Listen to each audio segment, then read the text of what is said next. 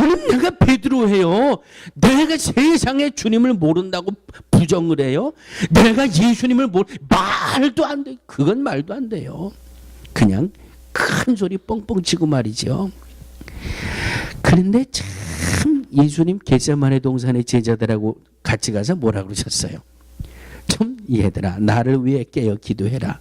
기도해라 그래놓고 돌 하나 던질 만큼 가서 그냥 땀이 땅에 떨어지는 빗방울이 될 정도로 진하게 기도하다가 와서 보니까 제자들이 쿨쿨 자고 이제 큰 소리 뻥뻥 치던 베드로예요. 그런데 제발 주님이 기도 좀 해달라고 그러는데 거기서 그냥 쿨쿨 잠자고 있던 그 인물이 베드로 아니에요. 그냥 그러더니 결국은 어린 여자의 앞에서 나는 예수를 모른다라고 그냥 3번씩이나 펄펄 뛰잖아요. 그냥 이야 사람이 이래요. 사람이 이래요.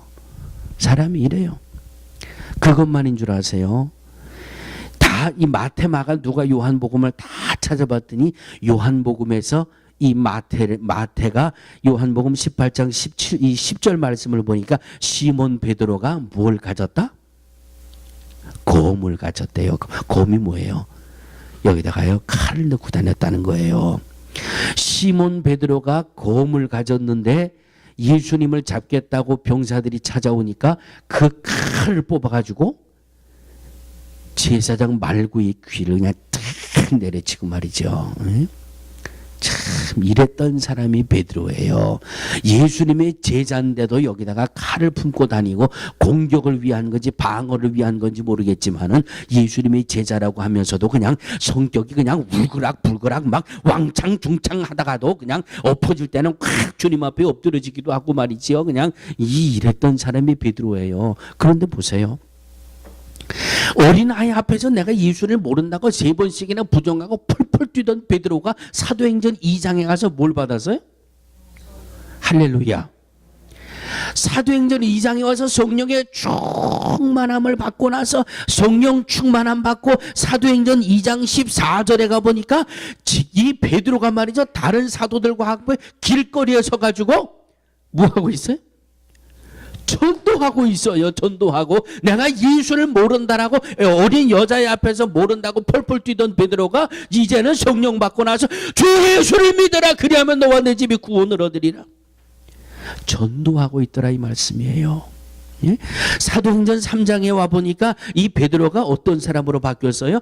나면서 앉은뱅이 된 사람이 성전 미문에 앉아 구걸을 하고 있는데 그걸 그냥 지나치지 못할 정도로 그냥 그 인생이 불쌍하고 그 인생이 안타까워서 그 사람 붙들고 기도라도 한번 해주고 싶은 마음이 그의 마음을 채울 정도로 이렇게 사람이 달라졌단 말씀이에요.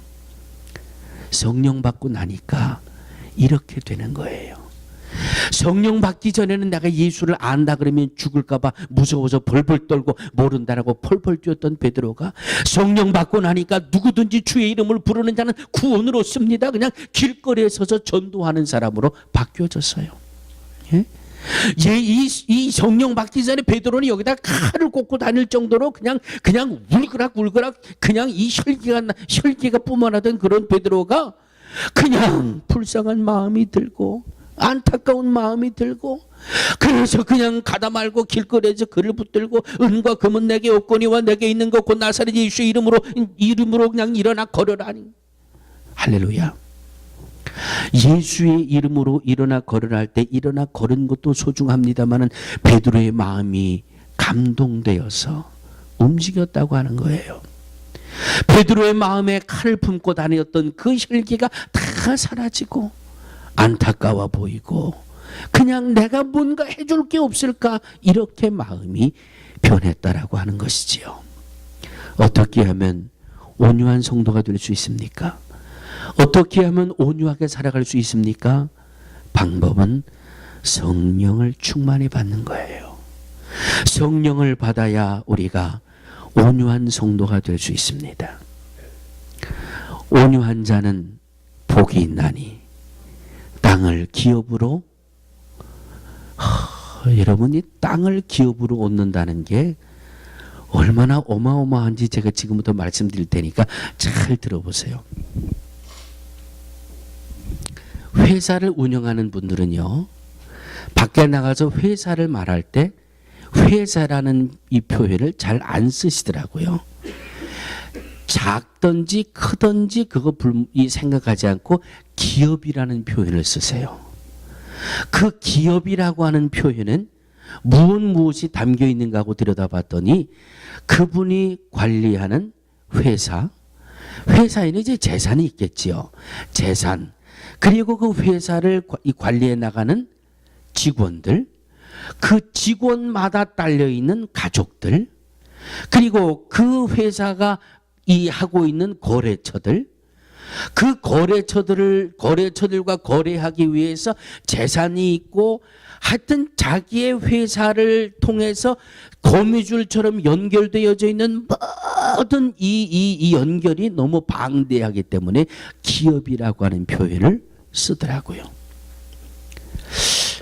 땅을 기업으로 받는다. 내가 온유한 성도가 되면 하나님이 내게 땅을 100평을 주시고 200평을 주시고 땅을 5,000 스퀘어핏을 주시고 10,000 스퀘어핏을 주시고 이게 문제가 아니라 회사를 기업으로 표현하는 그것과 똑같은 맥락에서 본다면 하나님이 땅을 기업으로 주는 복을 주신다고 그랬으니까 땅을 기업으로 준다고 하는 말씀은 이 땅을 통해서 거미줄처럼 연결되어져 있는 모든 것을 기업으로 복으로 온유한 자에게 주시겠다고 하는 것이 하나님의 약속이에요. 할렐루야. 그러면 땅에 연결된 것이 무엇이 있을까? 너무너무 많아서 쓸 수가 없더라고요. 그런데 하나님이 지혜를 탁 주세요. 땅에 연결된 게 뭐냐? 지금부터 내가 너한테 질문할 테니까 한번 대답을 해봐라. 창세기 1장에 하나님이 첫째 날 뭘 창조하셨죠? 그냥 다 복잡하시니까 제가 정리해서 말씀드릴게요. 첫째 날은 하나님이 빛을 창조하시고 낮과 밤을 만드셨습니다. 둘째 날은 궁창을 만드시고 하늘과 땅을 만드셨습니다. 셋째 날은 풀 씨 맺는 채소를 또 씨 가진 열매 맺는 나무를 만드셨습니다. 넷째 날은 해와 달과 별과 징조와 사시와 일자를 만드셨습니다. 다섯째 날에는 물속에 있는 물고기와 생물 날개 있는 모든 새를 만드시고 생육하고 번성하여 땅에 충만하라고 말씀하셨습니다. 여섯째 날에는 육축과 기는 것과 땅의 짐승을 종류대로 만드시고 마지막에 사람을 창조하셨습니다. 그리고 사람을 만드시고 하나님이 그들에게 복을 주시며 그들에게 이르시되 생육하고 번성하여 땅에 충만하라. 땅을 정복하라. 바다의 고기와 새와 땅에 움직이는 모든 생물을 다스리라 하시니라. 1장 29절에 가니까 너희에게 주노니 너희 식물이 되리라.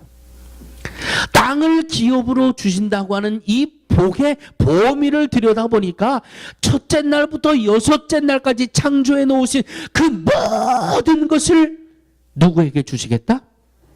온유한 자에게 주시겠다. 할렐루야. 온유한 자는 복이 있나니 저희가 땅을 유업으로 받을 것이며, 땅을 유업으로 땅을 기업으로 받는다고 하는 것은 이 복은 너무나 어마어마한 것입니다. 하나님을 향한 온유는 어떤 믿음 생활? 겸손한 믿음 생활이에요. 이웃을 향한 온유는 어떤 생활? 사랑하는 생활이에요. 이웃을 사랑하는 것을 아무리 생각해도 내가 감당할 수 없으니까 무엇을 받아야 된다? 성령을 받아야 된다.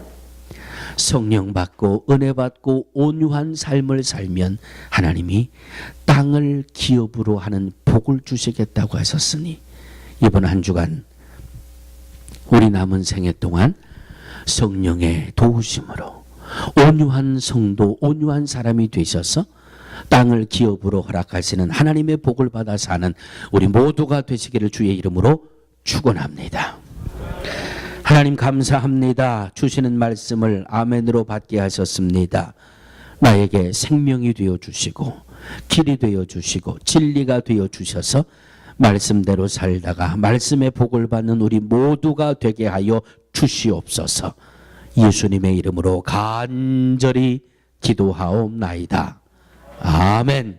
아멘.